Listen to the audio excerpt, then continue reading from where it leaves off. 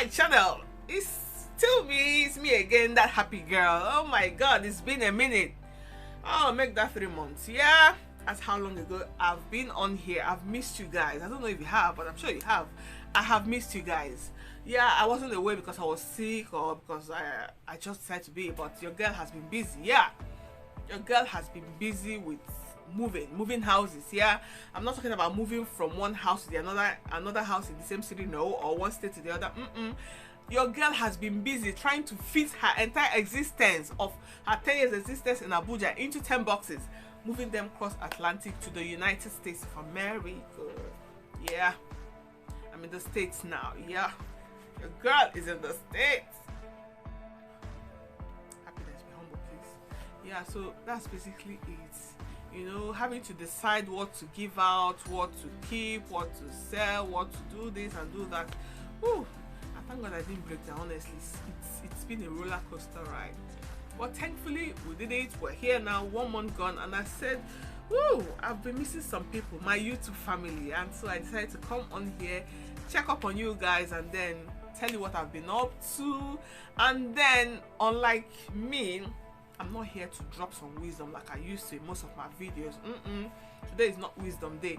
Today is just to share some of my experiences being in a new country, some things I've come to notice that are different from the way we do it back home in Nigeria. And I feel, you know, let's just gist, you know, let's just hang out a bit, let's just chill. So for starters, I noticed that unlike the high-rise buildings we have in Nigeria, most of the houses here are short. They are low. I don't know if short. They are quite low to the ground. Instead, they have the basements, right? But basically, from the outside, they look like you can almost see how low this one is. I'm a bit elevated, no doubt, but what I'm trying to say is that, like the high-rise buildings we have in Nigeria with the very high roof and everything, here in America, the houses are quite low to the ground. I learned it's because of the weather. You know, oftentimes they have all these extreme weathers that. So in order to avoid blowing off the roof, maybe tornadoes or the hurricane and all those, you know. So I think it's safer for the houses to be quite low. And you know, I also noticed that most of the houses back up to the woods. Like you see a house, it's just there, and then behind it is just the woods. There is no fence, nothing, no burglary proof. Unlike in Nigeria, where you don't not only have your wooden high fences with burglary, barbed wire around it, or broken bottles, as the case may be, and then the electric fence and all those shit. I'm sorry, I swore. Yeah, but here, nothing like fence. As if that is not enough. In Nigeria, we have these very strong wooden doors, and then we have the burglary proof behind it, or in other cases, you have the metal doors. Here, most of the houses are made of very fragile wood and mostly glasses. Like, I don't get it. Glasses. What's the point? Does it mean these people are not security conscious, or just that this country, or let's say this state I live in, is relatively safe? I don't even understand. But man, unlike in Nigeria, you see that they don't have fence. Not either. They don't have fences, and then their doors are almost undoorful. That's my new word. Yeah, not the type we know in Nigeria. They don't care about privacy in this country or in this town. Let me not generalize because I've not been everywhere, but in this city, in this state I live in, they don't care about privacy. They rarely have curtains. You know how we have very thick curtains in Nigeria? We have the chiffon one, the light one for the day to let the sunlight in, and then we have the very thick one that will close in the night. Most of the houses just have the blinds that is mostly open. Like if you decide you don't want to walk, you want to look at your neighbors, look through your neighbor's window, you can correctly tell his or her routine, what they are doing, even when they are changing their clothes, cooking, whatever. They don't care about privacy or closing this and that.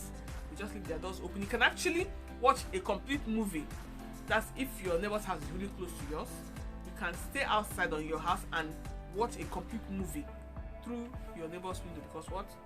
It's just open there for you to watch. So yeah, that is how their living situation is here. So you know how we write do not urinate here in Nigeria? You will never see anything like that, because common sense will tell you when you see how we term it call of nature. Obedience to this particular call of nature will set you back as far as $500 in fine. Yes, peeing in public is a heavily finable offense, and you pay as much as $500. Calculate, yeah, bring out your calculator. For what? For peeing in public. So I was warned as a mother of boys, kids. I still have kids. I have 3. If you count my husband, make that 4. Personally, when I go at home, you know, when I go let me pee at home, I don't need to do it anywhere else until I come back home in the evening. But the boys, oftentimes back in Nigeria, mommy, I want to pee, and they will pull over somewhere. Not in this country. So what have I done? I have me some jars at the back of my van. Yes, van, because that's the only thing that can contain this my battalion with their car seats. Yes, let me not forget, you need car seats. My eldest is 8 going to 9. He uses a booster seat, and then the other 2, the 6 and 2, they have car seats. Yes, if you have a baby in the hospital, you will not be discharged if you don't have an installed car seat in the car. In this state, I don't know if it's everywhere, but yes, and even a policeman will have to come and inspect it, make sure it's properly installed before you are discharged. So they take it seriously. You're not on seat belt, you're paying fine.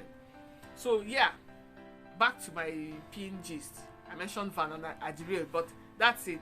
So I have me jars at the back of the van. So if maybe we're going anywhere, we're not going home soon, and there's no fast food or gas station inside, and one of the boys need to go, we just pull over at the safe distance, and then I whip out my jars, and then we'll do our business there, store it, and then when we get back home, we'll dump it in the toilet, right? This country is deep. I even forgot to mention something about security. Yes, these people, they don't lock their doors. They don't even lock their cars. I remember we're going to see a friend the other some days ago, and then he was seeing us off to the car, and then while outside he remembered he needed to get something at the grocery store. This guy literally bade us farewell, entered his car, about to, I was like, you haven't locked? Say, no point. No, don't worry. And for real, in front of us, he drove off, rushing to the grocery store. For starters, for him to drive out means his car keys are inside the car, and then he didn't need to lock. In Nigeria, as we know now, you will lock, then pull the handle to make sure it didn't fail you, then enter your car, drive off a pole or 2, and then maybe your security consciousness didn't kick in. You're not sure if you checked or not. You reverse again, go back and pull the door to make sure. And then when you get to wherever you're going to, you park your car, you do your remote lock. You hear the pui pui. That's not even enough. Me personally, force of habit, I will still pull the door to be sure it is locked. Niger blood in me. So that is basically it. It feels strange, you know, but it's cool, really. I'm enjoying it. I intend to ball in this town, in this city, in this country. I intend to ball, really. Yeah, from time to time, as I see all these things, I'll be coming on here to, you know, share with you guys, and not to incite jealousy or anything, but, you know, I just want to share my experience. I mean, it's not a bad thing, is it? When you go to shop, don't let the prices you see on the shelf fool you. Yes, because chances are you see a $50 item on the shelf, and by the time you get to the checkout counter, the price has changed. So don't go with the exact, say, okay, I want to buy maybe paper towel. Paper towel, that's the one you use in wiping your hand. Yeah, you want to buy paper towel, you want to buy toilet paper, not tissue paper as we call it at home. So, and you see 50, I say, okay, I have 50. Don't make that mistake, because by the time you get to the counter and they add the tax, yeah, you're not parting with just $50, you're parting with more than that. Unlike back home in Nigeria, where the tax is already included in the price of the commodity, so whatever is in the shelf is what you're paying. But here, nope. So don't ever try to pick up an item and judge based on the exact amount you have in your pocket. Oh, anyway, they have credit cards here, so even if you don't have enough money, swipe your card. This country is so easy. Oh my god, things are so easy. As if that is not even enough. I bought diaper the other day. Not me, actually hubby bought, and mistakenly bought a size smaller than my baby's size. And then it was too late to return it, and then I had to use it like that. And then my sister saw me and was like, why are you forcing that diaper? I said, we don't buy them now. We mistakenly bought a size smaller. They said, no, we have to take it back. I'm like, I don't tear them already. He said, no, it doesn't matter. I don't come out 3. He said, no, don't worry. Brothers and sisters, I took this diaper back to Walmart. Guess what? No questions asked. I need a larger size, a bigger size. And they just swapped it. Sharp. I was like, here? In Niger? you are still there. You haven't gone home. You haven't even opened it. Once money have changed hands, you don't buy market. God punish you. We say, hey, I'm sorry, I'm swearing. To make matters worse, you say, okay, can you swap? Don't give me back my money, because they will never give you back your money. But here they do. If maybe you don't want the item anymore, they just simply refund you. But if you want to change, easy. In Nigeria, nobody is refunding you, so forget about that part. We are talking about swapping. Somehow, the particular size or the particular item you want to swap is never available. They will start by telling you, okay, come back next week, we're expecting delivery. Next week you go back, it never come, but that particular one, no. That's how you keep coming. 3 months down the line, you have not been able to swap that item. So you're either stuck with using it, throwing it away, giving it away, or whatever. But Nigeria just makes things so difficult for her citizens. I don't know why. I was so surprised. Like, I have a friend who works in this same Walmart. People will use toothpaste. Yes, toothpaste. Press it the first day, no allergy. Press it the second day, no allergy. Literally exhaust this toothpaste and then realize they reacted to it, and then they bring back the empty tub, excuse me, back to the store. They want either a refund or they want to change it, because why?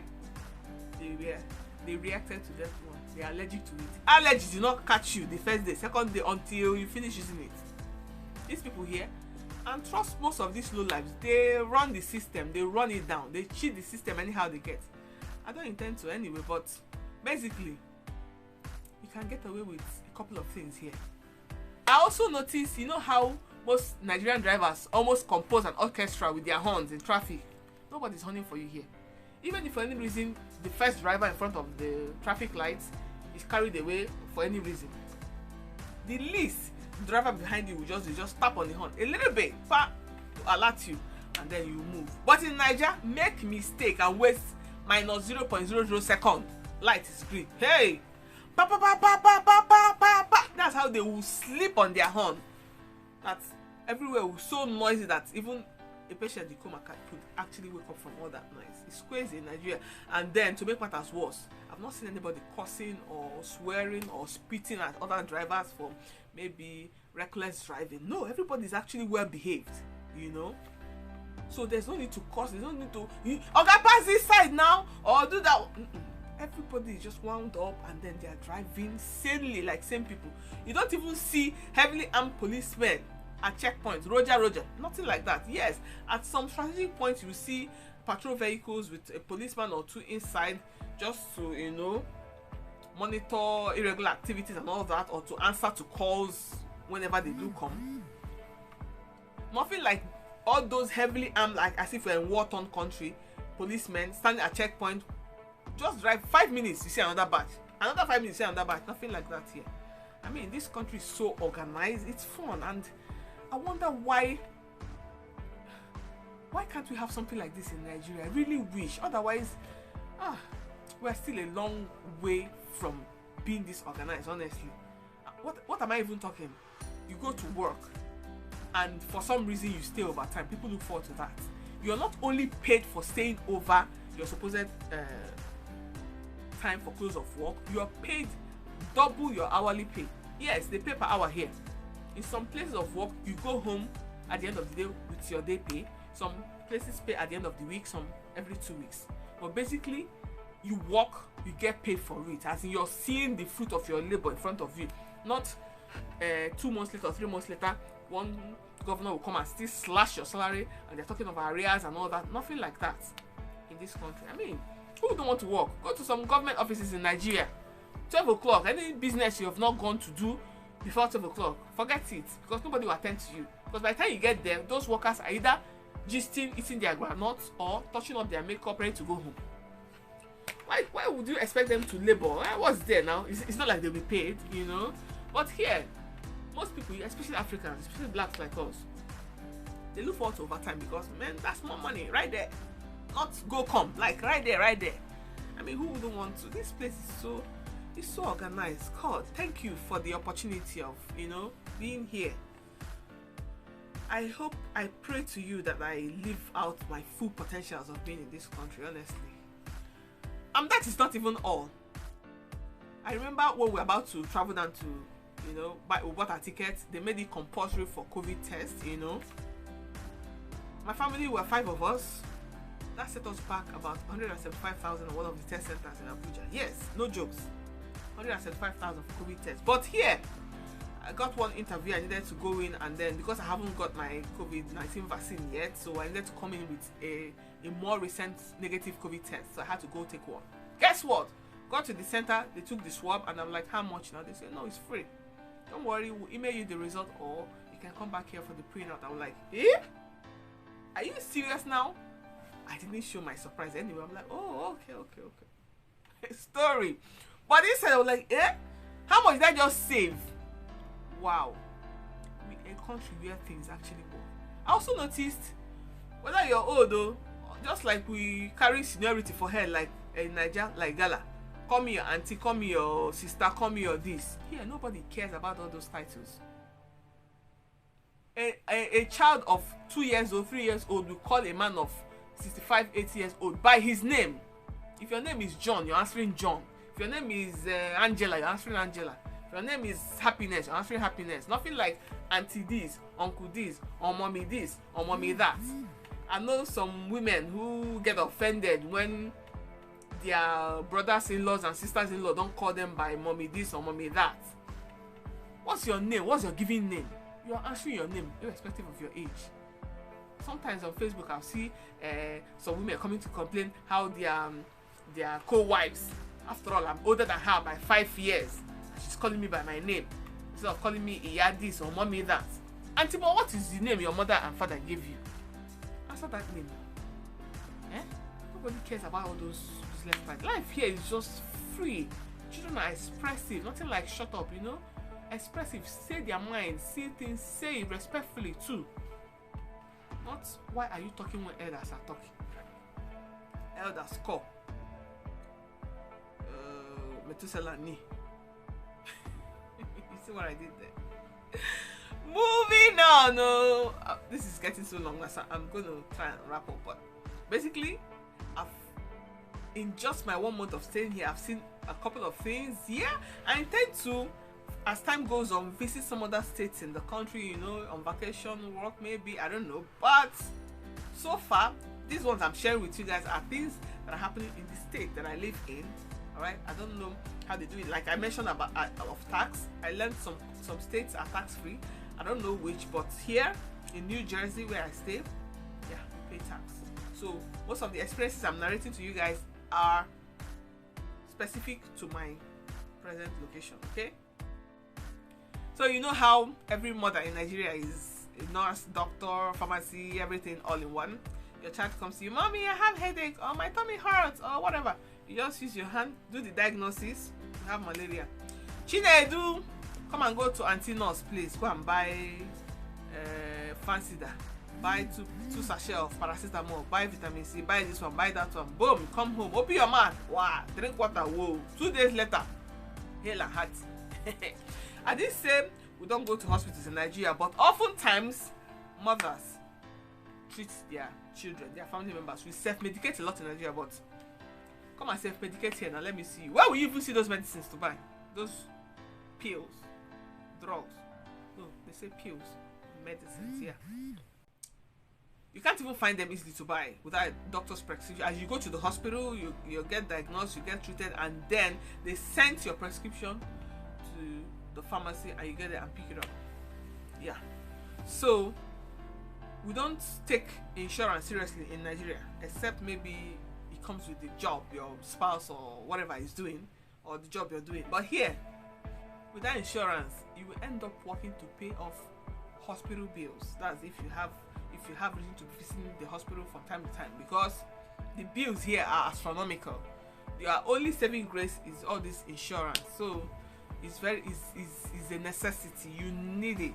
You need to have an insurance, otherwise bills will kill you. Because you can't even self-medicate as usual. Just go and buy with no need for running tests and all that. With 5k, I'm being generous. You don't treat malaria, you don't come back. You can't get that shit here. No, you can't. And then cars are usually a necessity, because you have payment plans where you can just pay a certain amount per month, and then until you offset the entire amount for the car. So is not a luxury. You need it, especially when you have little kids. You need to move around. You know, you need a car, and you can just walk into a car dealership, get your work details and everything, and then you go with a car of your choice, the latest brand if you must, provided you're ready to pay off. You know, this country is sweet, oh, I'm not gonna lie, it's sweet. That I hope to enjoy it too, and until I see you guys again, I promise I won't be long again this time. So until I see you, COVID is still around the corner. So please, guys, try and be safe, okay? Your hand washing, your masking, and everything. I hope to get my vaccine anytime soon, you know. And then, yes, I'm getting one. Most people are still skeptical about this vaccine, but happiness, me, I'm gonna get one once it's available to me. Alright, so until I see you again, guys, stay beautiful, remain happy, and don't forget to stay safe. I love you guys.